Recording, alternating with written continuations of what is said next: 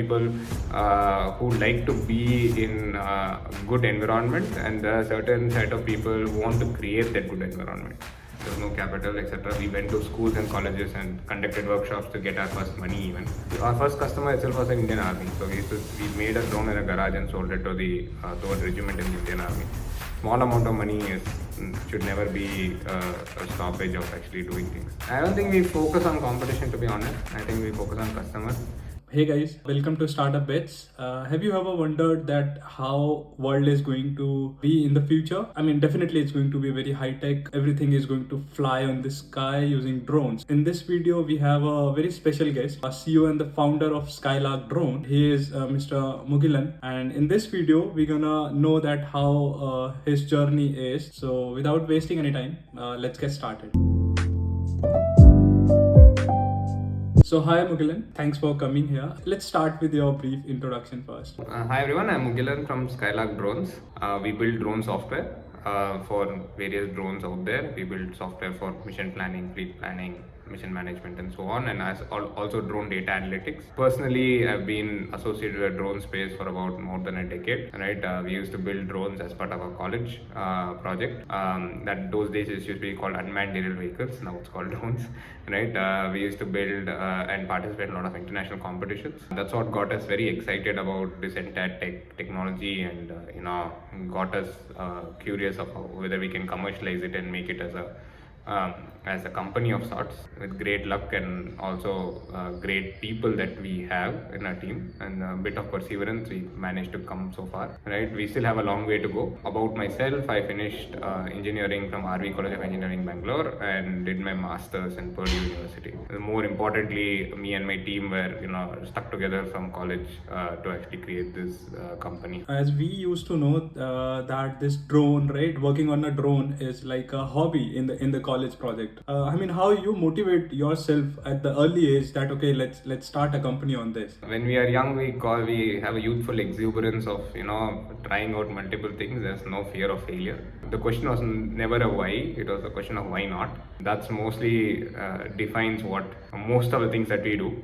We're like, why not? Why can't we do this? And just happened to do it. And we had a lot of confidence because we won a lot of awards from college. We won NASA Systems Award in 2013. We won a lot of awards from Lockheed Martin. Right, so the team was very passionate. I think the number one point is you can't start. I mean, people think that an idea is important, or maybe people think that market is important. While these are more important things, the number one most important thing in life when you're starting company is people. Right, there should be people who trust you, people who believe that we are all in it together to actually build something together, and that happens very rare occasions in life, where just after college or just after say 10-15 years of working in a team. Right, it's very important to get the right set of few people who actually believe in your thoughts and vision. Right, and only in those stages in life you can actually start a company.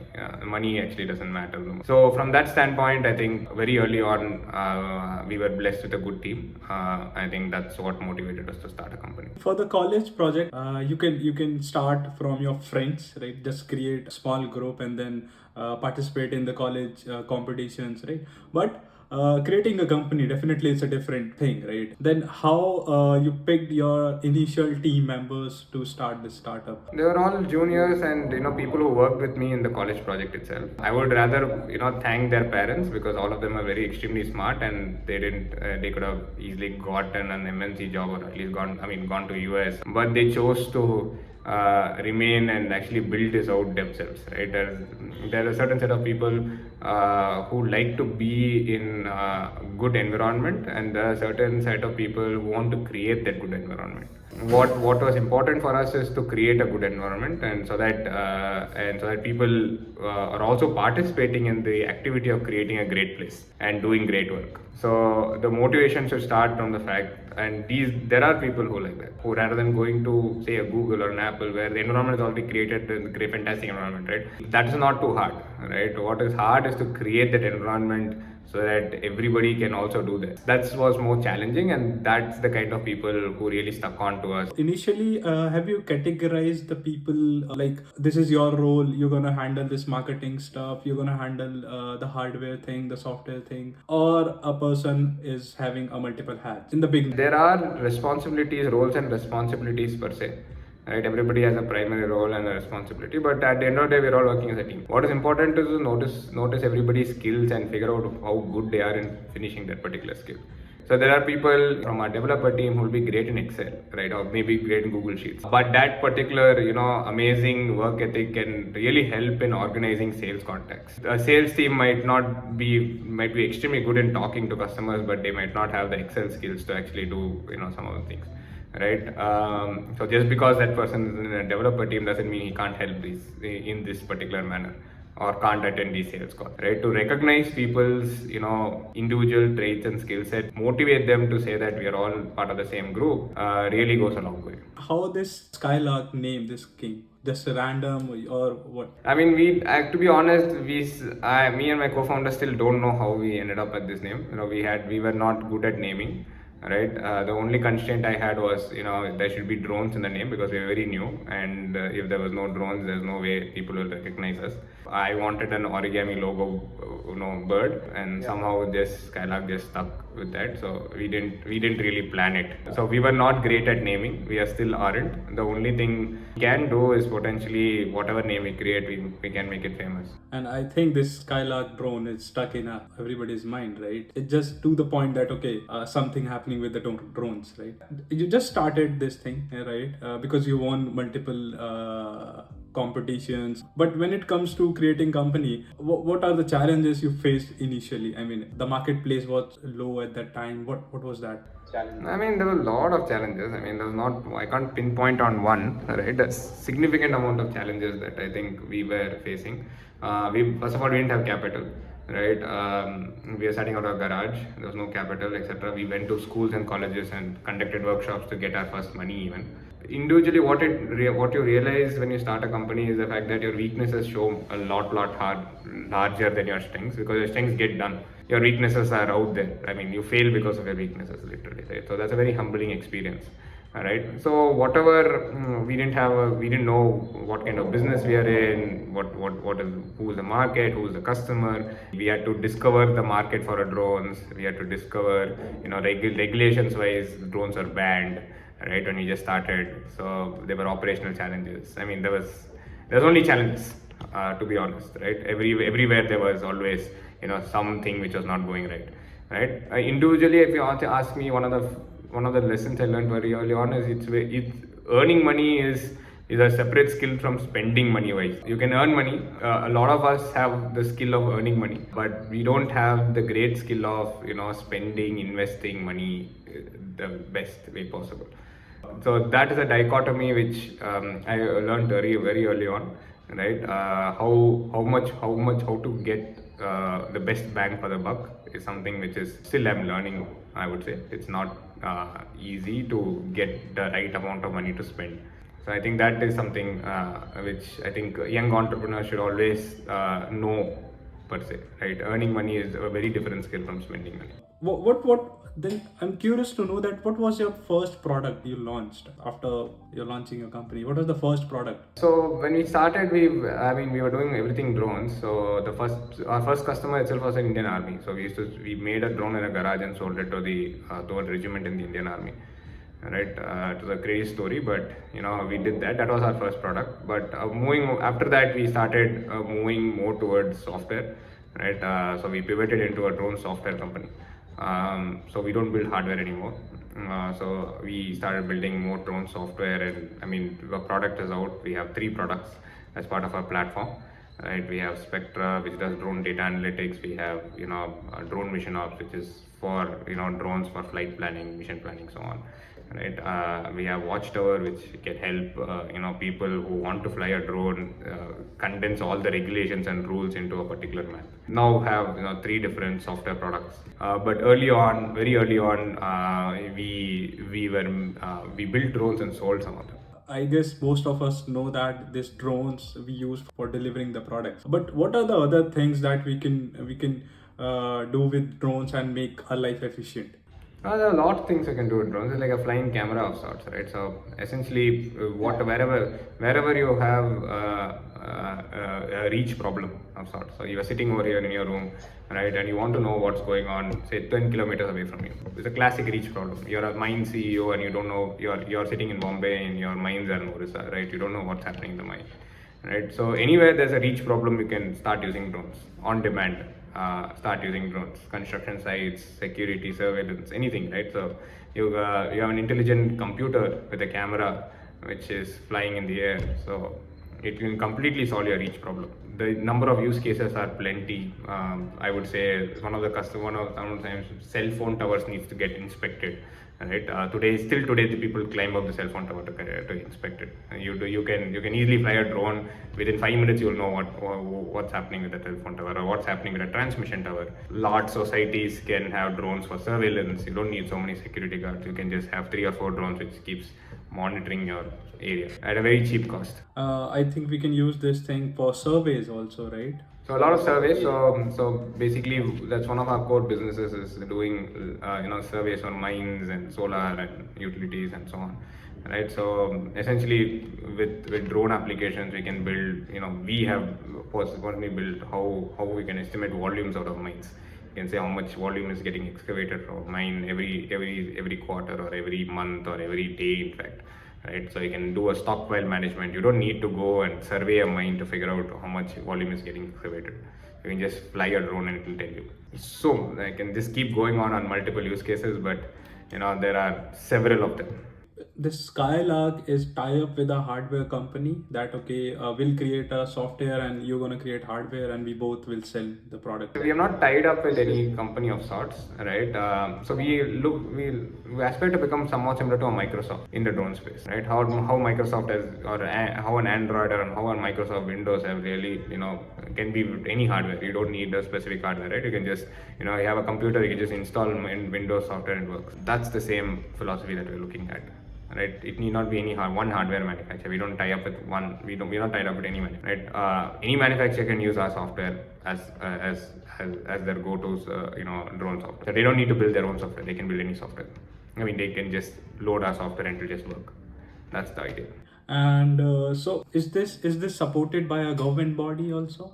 I mean, this is a private company. I don't think we are supported by any government body of sorts. I just said that you sold your first product to Indian armies. I thought they are the biggest customer for this drones.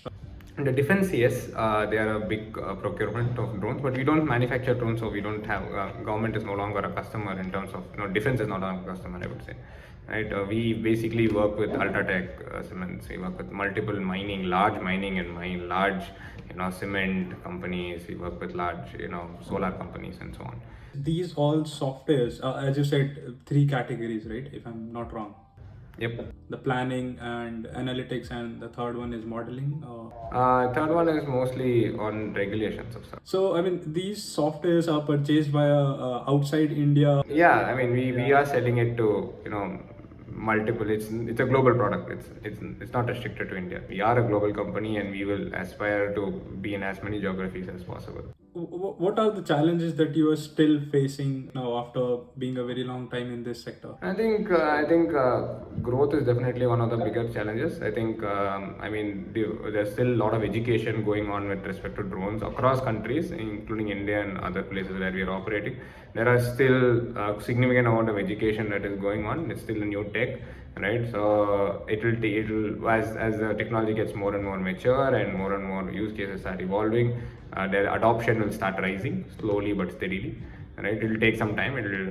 But over this decade, I think there will be a lot more drones. Drones have actually exceeded handheld cameras right now in terms of drone sales. Right, so I think the future is going to be more and brighter and brighter and brighter for this sector. Right, but it's going to take some time because drones are regulated space, so it may take much more time to evolve than internet companies, for example. Right, internet companies, they were already around and there's no regulations. There's not much regulations for internet companies. Right, so they have it a little bit more easier than the drone companies. We can't leave COVID part, right? When the COVID started, then how you tackle that situation as a drone company? I mean, I mean, how we could help. We made a software for different. We had given a demonstration to police, Kannada police also, right? Where we could any pilot. Suppose you're a pilot, you had a drone, and they want to enforce restrictions, right? So they could just use a software and live stream to the nearest police station, right? They can fly. Anybody can just pick up the phone, pick up the drone, fly, right? Do automatically become a surveillance person, right, for the police, right? So there will be a real-time streaming. They could see 15 videos, 15 people from different parts looking at the drone of sorts. So that's something that we did from the COVID. But of course, business was not so great because I think every sector had more or less shut down. But yeah. So, I mean, if I want to start this drone business right now, right, then what are the factors that I have to keep in my mind that You should. I think the first fundamental factor is to figure out what you want to do in the drone sector. And drones are, has a big scope of sorts. It's like being in the sector of mobile phones. You should first figure out what you want to do with it, right? So you can of course choose to be a manufacturer of drones, right? You can manufacture the hardware devices themselves, right?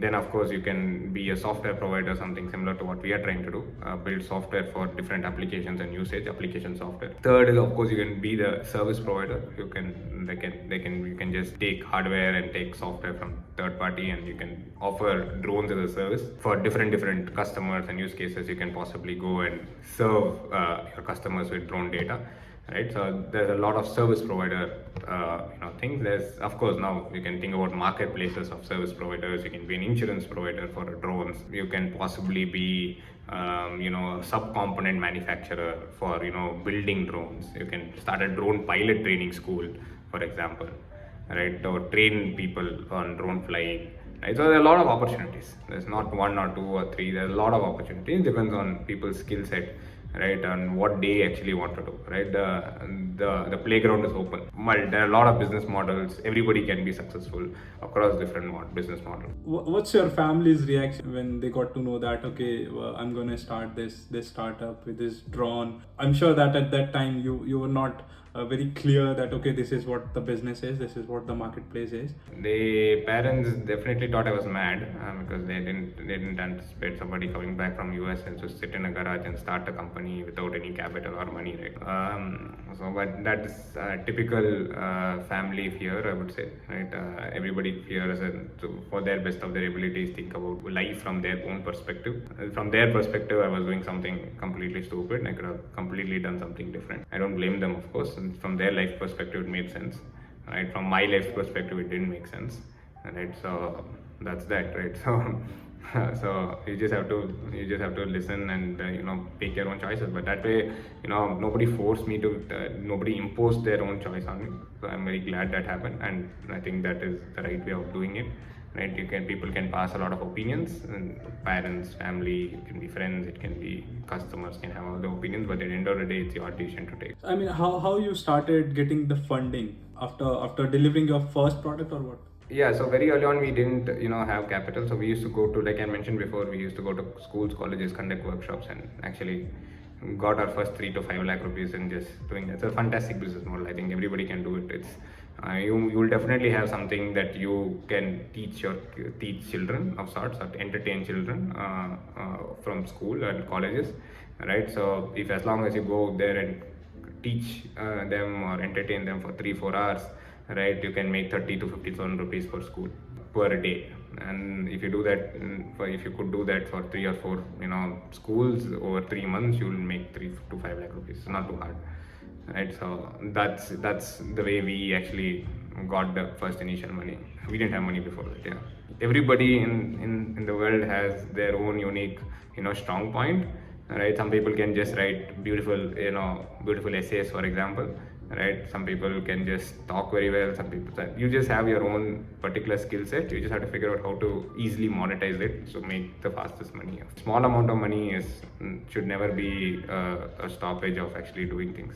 I mean, so when you got your first funding, and what helps you to get that? 1 year after that, it took us a year before we could raise our first round of capital. right? But yeah, I mean, I think we were blessed again to meet good people who trusted that we could actually do work. After that, you must have raised multiple series. Yeah, we raised only 2 rounds so far. First 2 or 3 rounds so far. I think we raised from a corporate investor, and then very recently, 1.5 years ago, we raised from a venture capital firm, some 3 or 4 venture capitalists. Right, so we have a very diverse set with like corporates as well as venture capital firms in our cap table right now, and I think that's very healthy. I think we should not have only VCs or should not have only corporates. We should have a mixture of both. That really helps. And right now, as in these 3 products that you have, right? So you are planning to launch multiple other products or just expertise in this thing? These 3 products more or less cover the value chain of the entire flying of drones. I would say that what are the value chain? Right? Before you fly, you want to check, you want to see whether you can fly or not. That's step one. Then we have software to help you fly, right? Do flight planning, health of the drone, everything, right? So whatever is the activity of flying, we have a software to support that. We have software to support after flying activity, the entire analytics of it, right? So from a stack standpoint, we've covered all the value chain of a drone. There's actually nothing more for us to do. And so we just have to build more, I would not call features, but use cases around these 3 softwares. How you take your competitors? I don't think we focus on competition, to be honest. I think we focus on customers. To be honest, I've never visited any competitor's website or house or anything for that matter. In fact, we don't even recruit from our competitors, right? So none of it we do. We learn from customers. We learn from other successful companies. Any particular thing, any particular function, right? If suppose marketing is something that you want to learn from, the entire team Googles on what is the best marketing company out in the world, right? Like Apple, how do they do? What are they doing? Right, so inspirations come in from different parts, right? You always look at, suppose HR, which is the best HR company in the world, right? Sales, which is the best sales company in the world, right? And then you figure out what they did right, and then come back and see how you can implement, in your own way for your own people that. The customer feedback is very valuable, right? So how you take your customer feedback? I mean, we constantly engage with the customer. I think that's very important. We have an account management team. More than anything else, one of the recent things that we are planning to do this quarter is the fact that everybody, regardless of what role they are doing, they are supposed to talk to a customer at least once a month. So even if the developer is far away, is HR, it doesn't matter what your role is, but you are supposed to talk to a customer once or twice a month minimum, right? Attend some call, be part of some sales call, talk to some customer of ours, whatever it be, right? So that they understand who's our actual customer. They can get ideas, they can talk about it, anything for that matter. But that is very, very important, because it's important that everybody knows the business that we are in, regardless of their role and function. As you started with the hardware company, right? You used to sell drones. Then how? What makes you to shift to a software? I think to be honest, I think whatever we do, we want to do the best. Otherwise, we don't want to do it. Considering that we soon realized after 1 or 2 years more less than 2 years of sorts, we figured that we can never build the best drones in the world, right? Given the ecosystem, given the fact that there's a lot of manufacturing prowess in China and US and UK and Germany and whatever not, it's almost close to impossible to build the best drone out of India today in the current market. And this thing can change. Right, maybe 10 years down the line, maybe the ecosystem builds and changes, and possibly we can build the best drone with the best subsystems here in India, right? But today that's not the case. Today we have to import 90% plus of the components, right? So it's almost, you can't basically build the best product in India, even if you have a lot of capital, right? What you can build the best software in India, right? So that's one of the reasons why we wanted to become a software company, because we just thought that it doesn't make sense to be, subpar in whatever we do. What are the future plans if we see in this software company? I think we will become a global enterprise software company. So we will be a deep tech enterprise first company, right? I think there are not many deep tech enterprise companies built out of India. I think we hope to, change that as part of our goal. Over the next course of 5 years, we hopefully be in some 4 or 5 countries, selling software to very large mines and cement and construction and utility companies of sorts. Covering most of the sectors, right? Yeah. Most of the sector, we'll be a platform company of sorts, right? So we'll build our own software platform and hopefully we should sell it globally. Or maybe we can say that covering most of the use cases. As you're very close to this market, right, the drones, so how you see this market in India as compared to other countries? India is a lot more nascent, I think, compared to other countries. There's a lot more adoption outside the country in other developed countries than India, because India labor is cheap, so we don't mind sending up people on top of cell phone towers. I think it's mostly it'll take some time. India is still nascent, right? It's not yet as high as the US or Australia per se. But I think we are getting there. I think we're 4 years behind in terms of technology adoption. How about your team, right? What things you see when it comes to hiring people? I think the number one quality you look for is perseverance. I think it's a slow growing team. I think it's important that people are perseverant to take up a lot more challenges than where they are today. Right? Always trying to question and become the best versions of they are. Yeah.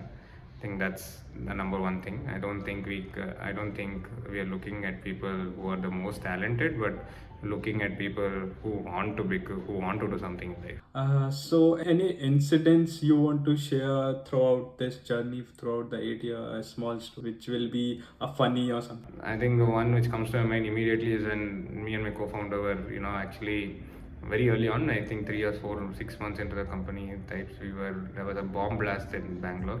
I think we were, and that time like, drones were banned, so we approached the Bangalore police to actually fly drones for New Year's Eve in 2015. Right? I mean, the drones. I mean, compared to those days drones were not so great. I was 5 years old. Right? We used to live stream videos. I mean, from the air of sorts. On Brigade Road in Bangalore. I think there were close to about easily 10, 20, 30,000 people on the streets on Brigade Road at night.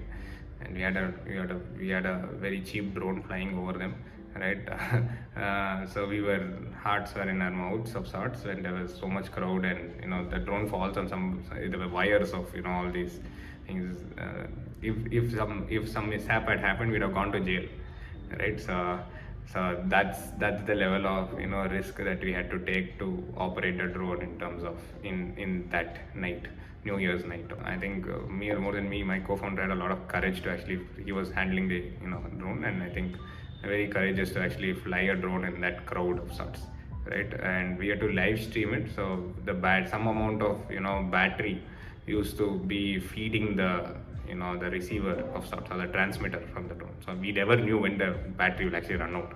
Right? There's no math for it. It could have run out any time. So it's very important for us to get the drone back in one shape and not crash. And we did some 6 or 7 sorties, and it was incredible because the police wanted us to go down first and then we were standing on top of some rooftop. So it was extremely dangerous to do that activity. But yeah, that's something that we did. There's a lot more activities like this. I think that's very helpful for a society as well, right? As a security purpose, because someone is watching from on top. The most important thing the commissioner of police told me was the fact that he had 150 cameras on Brigade Road, so he actually didn't need the drone feed of sorts. I was like, then why are we even flying? But the people down there don't know that there are 150 cameras watching them, right? But they know one drone is watching them, so that's enough for them to have a public perception of fear or something. So it doesn't matter who's watching you today. What matters is whether you think somebody is watching you. Throughout your journey, right? Any 2-3 points that you want to share a new entrepreneur, that okay, this is what you should do, or this is how you should tackle or see the problems and all. Anything you want to share, 3 tips, not just in drone sector. Multiple things, but stick to your guns is one of the things. I mean, it's important for you to problem solve. I think that's the most important key element in entrepreneurship. You recognize your weaknesses, surround yourself with people who will help you with your weaknesses also, right? So that you don't need to think. That will help a lot in terms of your overall growth journey, right? Other than that, I think you should just not give up so easily. Thanks, Mughilan, for all your information. Definitely, it is going to help a lot. For such more content, please subscribe to the channel. Don't forget to like and comment and share it to your friends. Take care. Bye bye. See you in the next video.